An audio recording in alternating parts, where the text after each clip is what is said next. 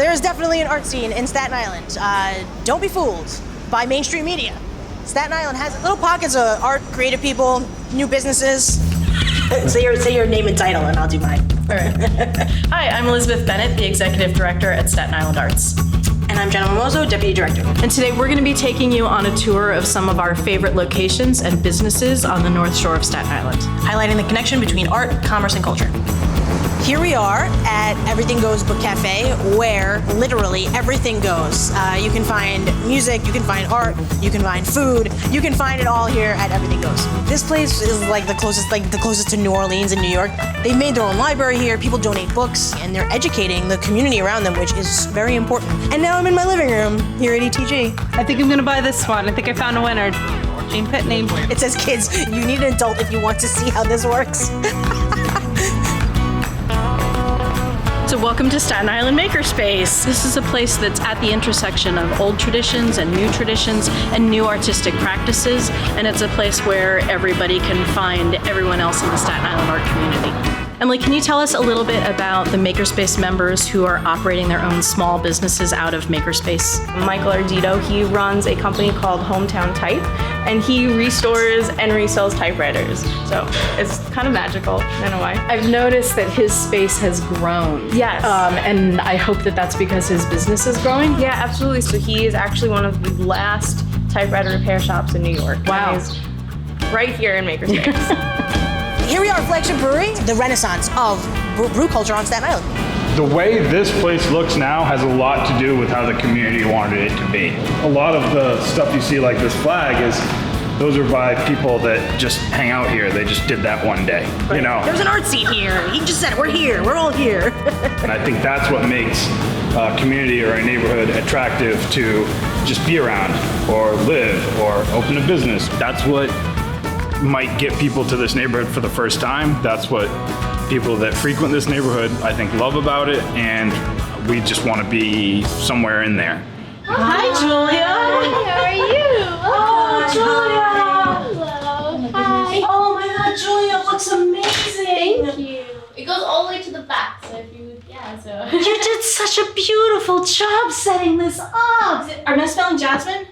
Yeah, Jasmine. Okay. That was a great guess. Everyone just wonders like, oh, what's that smell when we come in? And I'm like, Jasmine, but you're the first person to figure it out what it was. So when people drive down Bay Street and they come into the Bay Street corridor, if they're coming from the Verrazano Bridge, one of the first things that they see as they enter the Bay Street corridor is the mural of elephants, the beautiful golden doors that are the doors of your family's restaurant, La Caruana. You know, a lot of people doesn't really come down to Bay Street as often, but once we did the murals and the golden door, people started to notice like, oh, I should go in there. Well, and once people pass by it, they will never forget it. And they'll never forget, and they try to come back. The family that owns La Caruana was looking for a way to share its cultural heritage with the rest of the world. And so the young daughter of the restaurant owner founded the museum, which you can now visit. So here we are at Hypnotronic Comics, steps away from the Staten Island Ferry Terminal. And a large part of their business is supporting local makers and creators that work here on Staten Island. This place is a mecca for anybody creative in the area. We're promoting them, and they tell everybody our stuff is available at Hypnotronic Comics. Right. So it's a cross-promotion deal. It's great. Right, that's a local artist up there on your wall. Yes, Santo. He's our local artist. We've sold a few of his pieces before. This is from an artist, Melissa Prieb. She makes jewelry with comic books, and these are some of the things that she brings in. She also makes frames, and we sold out of those because they're awesome, so I got to get some more of those in. I think what we've done is we've just basically have this great support system that crosses not only through art and culture, but through commerce as well. And we do that by supporting our local independently owned businesses, which are often owned by artists. He's got free posters for us. Graduated from Hypnotronic Comics. Thanks.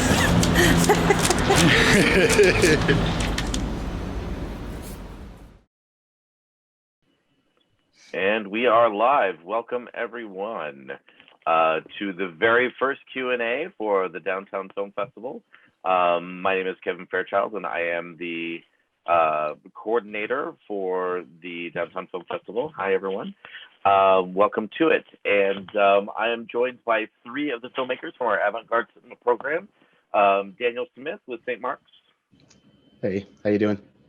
Rachel Bosch with Dialogue. Hi. and Mary Campbell with Creation, the Creation Dance Collective hand movement. Thank you all for joining us. Welcome. Awesome. Great to be here. Thank you. So I think it's really great that we have three very different films that were made in different ways, which I think is pretty awesome. And so also for everyone who's tuning in, if you have any questions for the filmmakers, please feel free to drop them into the chat, and we'll be able to get to those at some point during the program. So let's start with you, Mary. Let's talk a little bit about your film. What was the inspiration for Creation? I mean, obviously there's a dance collective behind it, but what was your inspiration for the specific film? Well, we were doing a lot of documentation, and I really wanted to do something that zoned in on like just one part of the body. And hands are so great because they're so expressive and they've been used in so many different ways. And so we had a meeting one night, and they were all there. Well, a bunch of them were there. So I was like, hey, will you do this for me? Because it's so hard to get everybody together to agree, because everybody's like, I don't look right, or they have a different idea about the way something should happen. And so we just did it, and we had a great, I filmed for a while, and I got a lot of good video. And so that's pretty much it. And then, I edited it, and it's very short. Mm-hmm. And I actually recently found out that, there's other dancers have done similar hand videos. Yvonne Rainer, who's a well-known dancer, also did a hand video in the 60s. Nice. Yeah, I have to say that one of the things that I really loved is that it was very, in the absolute most positive way, reminded me of Sesame Street, like in the 60s and 70s Sesame Street, right? It had that great, like that kinetic movement to it, which I thought, like, as soon as I saw it, I was like, oh man, this is fantastic. Thank you. So let's go on to Rachel. Rachel, let's talk about your film. Like, what was sort of the inspiration with it? Did you sort of like come as you were traveling, or how did the film come about? Sure, yes. I just want to say I'm really happy to be part of this festival. So thanks for having me. So the film actually was kind of an assignment. A friend of mine is a composer, and he created a 17-track album that was all improvised instrumental tracks. And he decided that it'd be really great to release the album with a visual sort of soundscape visual score. So I picked the song first. That was the main inspiration, is the song that you hear throughout the entire piece. And Grant Cutler is the name of the composer, by the way. He's based in Brooklyn.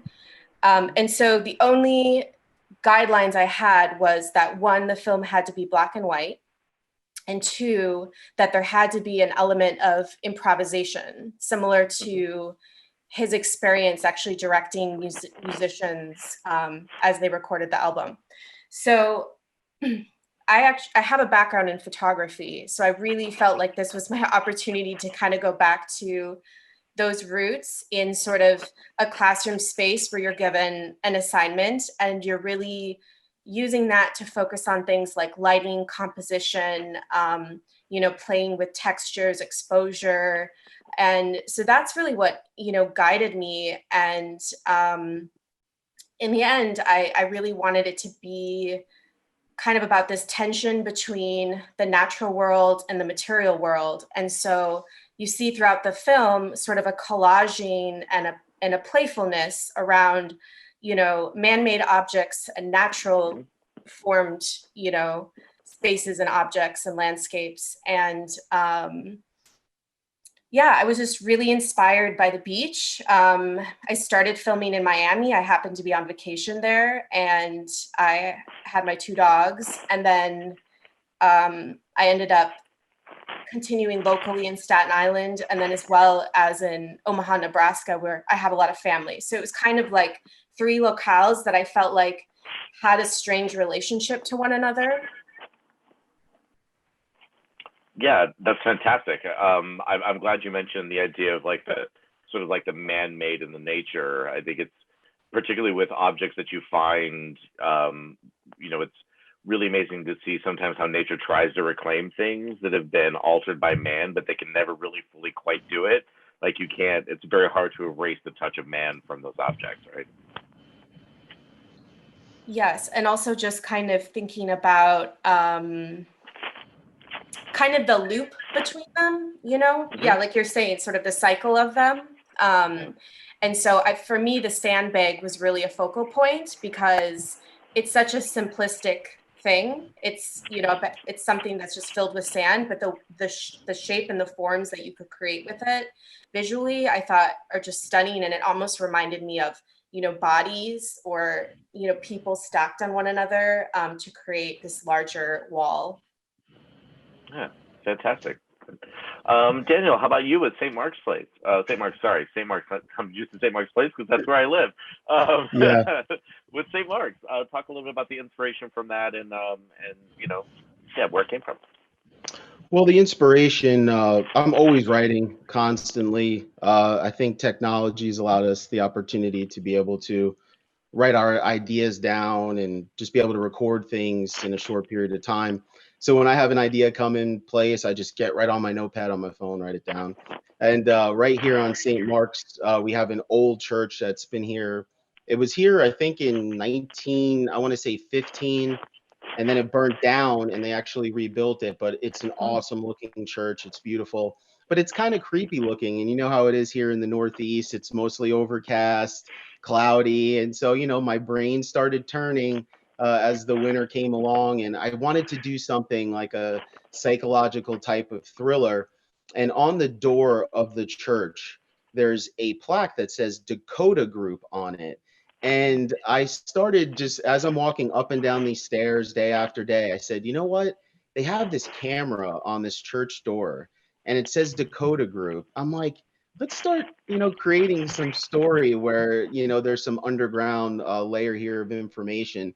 So the short film is tough because there's a lot more story to it that I could add, but obviously as an independent filmmaker, budget and technology and everything comes into play. And so that was probably the biggest thing was the gear, using only one camera, having to do one scene 3 or 4 times, and working with people who some are actors, some have done acting and some haven't done acting at all. And so as an editor and a filmer, it's really tough to try to piece all that together in post editing. But I did it and I got it done. It was my first short film and I can't wait to do my second one. Yeah, congratulations. That's getting the first one out can sometimes be the most difficult. So that's amazing. Let's talk a little bit about just sort of how each of you approaches your work in terms of what you think about, what you're thinking about, and if there are any sort of ideas that you sort of come back to or themes that you come back to. Rachel, let's go to you first on that one. So, sorry, just to clarify, you're thinking just outside of even just this project? Yeah, just sort of like you as a creative person, I think. Yeah. Because right now there's a lot of people trying to figure out what it is that they're doing with their own creative lives. So let's check in with you and see what you're thinking about. Yeah, I love that question. Well, I feel like, for one, you should always be doing something that feels fun to do and intimate to you. So, I mean, that's kind of been my compass anyway. And so I've done, like I said, I started in photography, and I've done a few experimental short documentaries. And it took me a while to sort of digest that I couldn't be just a straightforward narrative kind of documentary filmmaker. I like to do things that are more abstract, are more sort of sound video, art video form, and more of an installation piece even than just a straightforward talking head documentary. So I think that was the biggest thing for me to accept, is just that given my training in sort of the visual arts, I am not looking to go that path. And so just really playing around. For me, it's about experimenting and there being like an aliveness to the material. And that for me personally, like it doesn't have to be completely polished. It's more about the spirit of it and how you assemble it. Yeah, and that's what I loved about this project, was because I had sort of been given something to work with, which was a really beautiful song, and then figuring out just kind of feeling that and allowing myself to just explore, like visually, just explore. And then shooting in black and white too was really helpful because it allowed me to kind of, you know, a lot of times limitations of resources and things like that are a good thing because it forces you to kind of hone in on something versus feeling like you have all of these options. So for me, it was like, I just had my Lumix Panasonic GH4. That's what I shot it with. I didn't have to worry about sound, which was kind of amazing. Like that's the most challenging part when you're shooting by yourself, is like having to navigate sound as well. So I just really focused on that. Yeah, I saw you nodding a lot there, Daniel. What were you thinking? When she said sound, oh man, it's so tough because you know, especially when you have to do 3 different takes, and you're dealing with people who may do or say things that are perfect in one part of the scene, and you don't want to lose that because you know they can't replicate it. So the sound is really the hardest thing. So post editing is where I'm learning to really add a big portion of my sound to really fill out. But yeah, when she said that, I was just like, oh man, that sound is a big thing for me too. Yeah, and I think this is a really great question for all 3 of you too, and because I want to touch having to do with like the editing, and when you're editing a traditional 3-act structure narrative film, there's sort of like a natural ebb and flow to it, and you kind of know when it's done, right? Like there's just a certain point in time where you get to it and it's okay. But with something like with Avant-Garde cinema or something that's like sort of like a non-traditional narrative, you could be editing for the rest of your life, right? And how do you find that part? And Mary, you had talked about like bringing together a lot of clips. Like, how did you finally find the moment where it's like, okay, I'm done. Like, this is it. This is good. Yeah, that's the thing that you go through it over and over again, try to edit out anything that you think's gonna, like I try to edit down because I know people have like low attention spans now. So, but that's what you just like, it gets to the point I think that you can't take anything more out. Yeah. And then, and I have to agree also with the sound thing because, I'm part of Data Data and, I was doing a lot of documentary video for them and the sound was always so bad. We were trying to see what mic worked best. And so now with the dance videos, it's great because you just capture the movement, but sound, a good, interesting piece of sound with it. Yeah, it makes all the difference in the world, right? I think when filmmakers talk to me about learning how to be filmmakers, and everyone's really like everyone knows their camera gear inside and out, and they know the models, and they're all happy because they got the blah blah blah blah blah. And I ask them, well, what are you doing for sound? It's like, it's like, no, you've got that backwards. You've got that totally backwards. You really have to pay attention to sound because it's really remarkably important. Yeah. But so, Mary, let's go back to you though. Let's to the previous question. Like, what's sort of keeping you going right now? How are you approaching your work in this particular moment? Well, I've always done visual art, and in the past year, I've done a lot of watercolors. And so I've been thinking lately about how, and also I studied animation many years ago. And so now I'm thinking about getting back to that with the watercolors and putting music to it. Nice. Have you seen there's a great, a prolific filmmaker by the name of Stan Brackage. Oh, yes. Yeah, Stan. I love that, going through the grass. I don't know if you ever saw that one. Yeah. Absolutely. I'm a great fan. Yeah, he does a lot of painting directly on film, which is amazing. Right. Yes. And Danny, what about you? I mean, we talked about before this a little bit. You have a lot going on, podcast. How are you sort of keeping that balance in your own creative world? Well, my background originally is photography. I've been doing photography for about 10 years now. So that's really where I make my money right now is in photography. So everything is navigated around that and really trying to find people who meet that creative energy that I have. Moving to New York, I thought, I used to live in New York, moved to Florida for quite a bit of time and moved back to New York. I thought that there would be a little bit more creative oomph, but there's a lot, and I understand it in a city where people want to make money if they're going to give their time.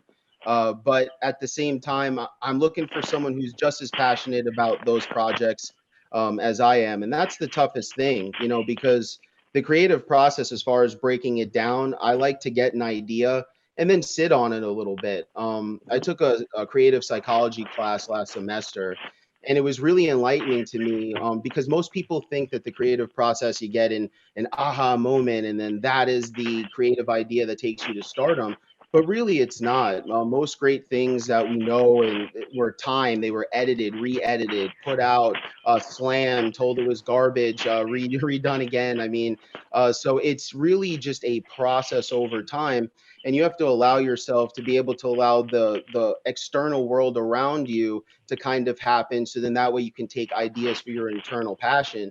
And so that's really how I look at it. So when I get an idea, I try to jot it down. Documentation is really important to me so I don't lose any of the important details that might make it special. And then after that, I kind of sit on it a while, go back to what I'm doing, whatever projects I'm currently working on. And then as one project falls away, another one comes up, and then I come with a clear mind and say, oh, okay, this is the mindset that I was in. What can I add to it now in the couple of weeks of information that I've picked up around me? Yeah. No, it's very true. I think a lot of people see something that's a finished product and they don't understand everything that sort of went into getting it to that point. And even for a lot of people who have that sudden rise to stardom and sudden rise to fame, it wasn't sudden at all. Right. It takes a lot of work to get there. So, absolutely. I'll go around again. What is everyone sort of looking to for inspiration? Is there something specific that you're looking to? Is it books, art, something you've seen recently that really you would love to share that's sort of inspiring you? Mary, let's start with you. Well, I guess, I've been involved with the dance group for a few years now. And so the movement of the bodies has always been inspiring. And also I've been trying to get us to get more like using props and our use of color.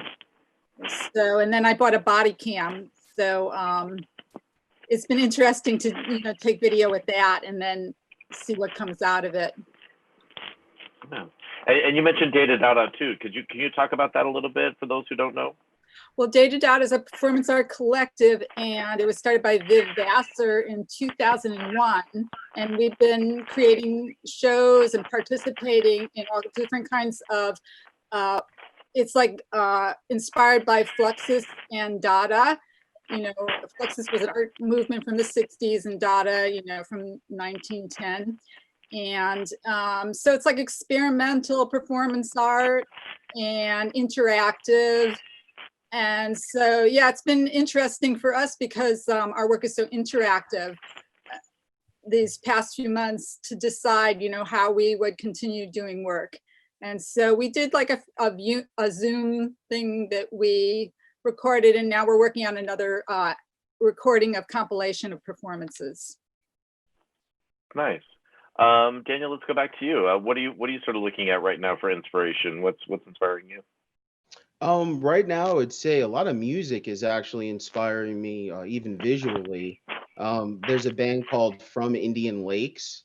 I just really like their music, and they've really been inspiring me, putting me in this weird, eerie mode. I wouldn't say a depressive mode, but somewhat. I kind of embrace whatever those emotions that come with the ideas. It helps me to relate to the character that I'm trying to write right now. And one of the things I'm trying to do is a short film. It's a drama of a couple who's kind of on the rocks and things are failing, and they're on the way to a mutual parents' house to go and hang out for the day or the evening. and they get pushed off the road by a storm, and they have to kind of deal with each other in this trapped confine of a car, and they wind up rebuilding their relationship through the couple of hours or extended hours of being in this storm on the side of the road. And so the music from Indian Lakes kind of puts me in that mindset to be able to write and pull ideas for that. So that's kind of where I'm at with that right now. That sounds great. That sounds great. And Rachel, how about you? I'm really paying attention and inspired right now by a lot of the street photography that's happening with the protests. Just like every day, blown away by the street art, street photography. But the other thing that I've just been kind of trying to work on is creating sort of a family project where I have been documenting both sides of my family, my grandparents, just knowing that they're elderly and I don't know how much time I have left with them, and just really taking that as a source of inspiration and a way to channel some of my creative energy right now, but also do something that I know, whether it's good or bad, I will appreciate it. And, so I'm always trying to find projects like that where there's some sort of value there that keeps me wanting to work with the material. So I have a lot of interviews with my grandparents that I'm going through, and just, reading and looking at some of the, more famous photographers and documentarians who like really focus on the home space. Yeah, like William Eggleston is one example.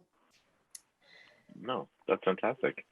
And I actually have questions too, if I can, for Daniel and Mary. Please do, yeah. Okay. I really liked both of your pieces. Mary, I was just curious to know, like everyone who was in the group, do they normally dance together? Like, do they know each other well? And then just like sort of the mirroring of the gestures. I was curious, like if that was choreographed or if it was more like there's sort of a way that you guys all kind of work together in the moment where you were kind of mirroring those movements. We've worked together for a few years now, actually, but it's like different people go in and out of the group. And so we usually we're meeting in Snug Harbor on Sunday evenings. And we do like a lot of different kind of dance exercises, and we created a few performance pieces. So for that particular piece though, that I videotaped, I actually, I said, let's get around here. I had the quilt as an interesting background. And so there were 4 of them, and I said, okay, I'm going to direct you. So I was like, okay, fast movement, slow movement, Evan, you do a solo, and then we had some duets. And so it was like, I requested a lot of different gesture, and of course, they're very creative, and so they created great movement and interacted well together. And so it was kind of really spontaneous. I didn't say this is what we're going to do tonight. We were actually having a meeting to discuss what we were going to do for the future as a group.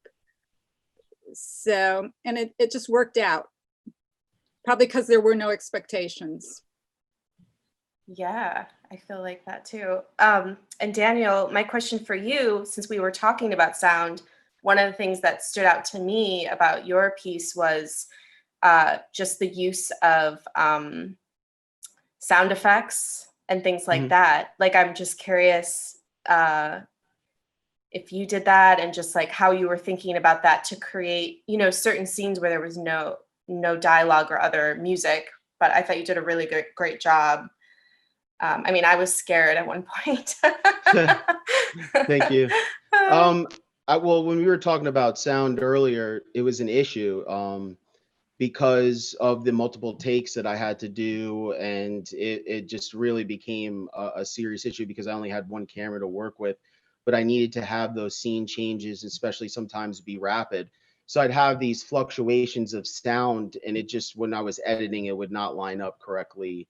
No matter what I did, it just didn't work really. So I wanted to, knowing that and knowing it was my first film, I said, what can I add to this piece that would really bring it out and add some depth to it? And so I started looking into the art of Foley, which is the art of sound. And, most of the films that we listen to, a large portion of that sound is done post edit, not done in the film. Because if you had to record every one of those intricate sounds that make it pop, you'd have thousands of mics everywhere and they'd have to be edited and it just wouldn't match up. And so, I started getting into that, using different household items to make sounds in the film, getting sound clips on the internet that you could find that are free, that sound realistic enough that you can actually use. And then I have some recording experience for music as well. So that helped in tying in all those sounds together, in and out mixing. And I was really happy with the end product with a lot of those sounds. I thought that it brought some depth to the film with the lack of actual tech that I had to really get that. And with the tech, it's really, it doesn't add anything to the quality of your film if it doesn't have the inspiration behind it. But what the technology does do is it gives you a consistent sound every single time, and and very quickly, and you don't have to waste time and can move on to other scenes, which are almost just as beneficial as the gear itself. And so sound is really an issue, but I was happy to get what I did out of the film for sure for my first time. Yeah, there's that moment when they're down on the waterfront, down by the ferry. I'm assuming sitting on those benches.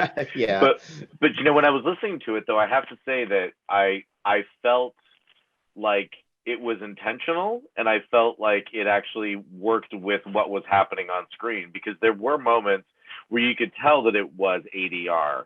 And so so really, I think added to it. I think had it, and that's one of those moments where, something that happens accidentally on set or something, you can still make the conscious decision to keep it in there, but it actually works with what's happening, because there isn't like 100% clarity in exactly what's happening. There's not, and so really it kind of adds to that level of discomfort. It adds to that level of what's happening on screen. It matches it really well. So I think you did a great job with that. Thank you. There was so much in that scene that wasn't said that had to get cut, because the guys tried the best that they could, but it was hard for them to memorize all that. So I took the best that I could out of what I had, stitched it together. But this next film that I do, I have everything I need. So it'll be the sound will be a lot more stress-free for me. Is the next film going to be more traditional narrative, or is there going to be something more like this? I'm not really sure, to be honest. I mean, I'm honestly looking for funding. That's the next thing is to try to find funding so I can expand.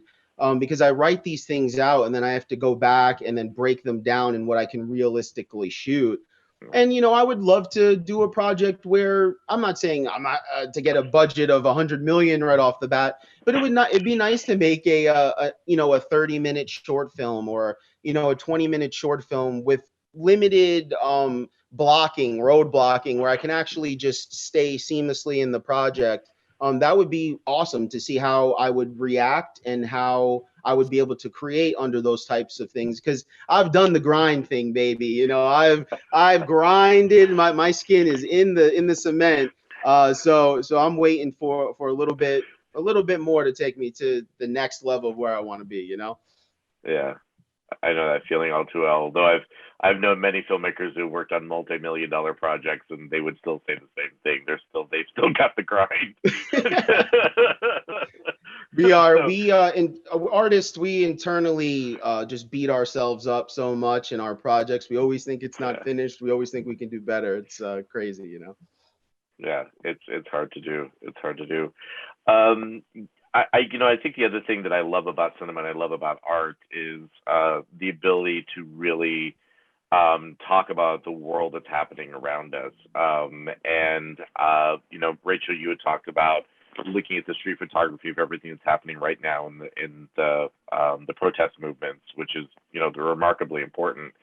And I wonder if any of you, feel free just sort of jump out, have any sort of thoughts and ideas on artists looking for that inspiration in there and trying to find ways of being able to tell those stories? I think that it's important. I think as artists, it's definitely important for them to look at what's going around socially around them to help get those ideas out there because film is important. And they do build off of those social narratives that are happening. So looking at street photography, a lot of the protests that are going on, I'm pretty sure within the next 5 to 10 years, you're going to be seeing a lot more films talking about this time period and what that meant to those young people at that time. So yeah, as a creator, I think it's very important to explore those things. Not everybody wants to dive in, and that's understandable. That's fine. Everyone has their creative task, but to pull from that raw energy of a crowd, of gathered people there for a political protest or what have you, or in this case, in what we've been seeing, the death of an African American man. So it's important, it's powerful, and a lot of people are going to feel something from that. And anytime we feel something, usually there's some kind of action that's going to happen. And for some people, that's going to be protest. For others, that's going to be creating paintings. For others, it's going to be making films. And so, while this time is very intense times, I think a lot of creation happens as well. So it's going to be interesting to see for sure. Yeah, absolutely. Yeah, and I think it's a great time too to just remind ourselves, like I was saying earlier, you don't really need a lot to make something, especially if you're working with other people. Like, it's just been remarkable how much art has been produced in just a couple of weeks. You know what I mean? Which just reminds us, like, sometimes all it really is our own sort of mindset that's limiting us. And yeah, and just even using your iPhone or whatever you have to make something that says something, or and just even being able to now post it, obviously, on different platforms. I feel like I even love, sometimes I try to make short films or videos editing through my iPhone. I just love that, like, you can very quickly take some stuff you shot, and actually parts of my film dialogue were shot on an iPhone and then blended in with the Lumix footage. But just because, like, when you're out and about, it's like almost like a visual journal or storyboard that you could be creating for yourself. And so, I mean, right now I'm just really inspired because there's, like, literally so much being produced by artists right now, and it's also being, published. So I think that, like, we saw it in Occupy too, there was so much creativity in just signage and the Women's March. But our dance group talked the other day about what we could do with our movement practice, something to support Black Lives Matter. And I think it's kind of hard with dance because it's so abstract. And so actually I was part of an activist group in the 80s, Art Against Apartheid. And it was, we fought for racial equality in South Africa. And it was kind of easier because we curated shows and made a book. And so, but I think for dance, you have to find, like, literal cues, like visual things to present. So we have to, I think we'll do something, and I hope we can change the imbalance.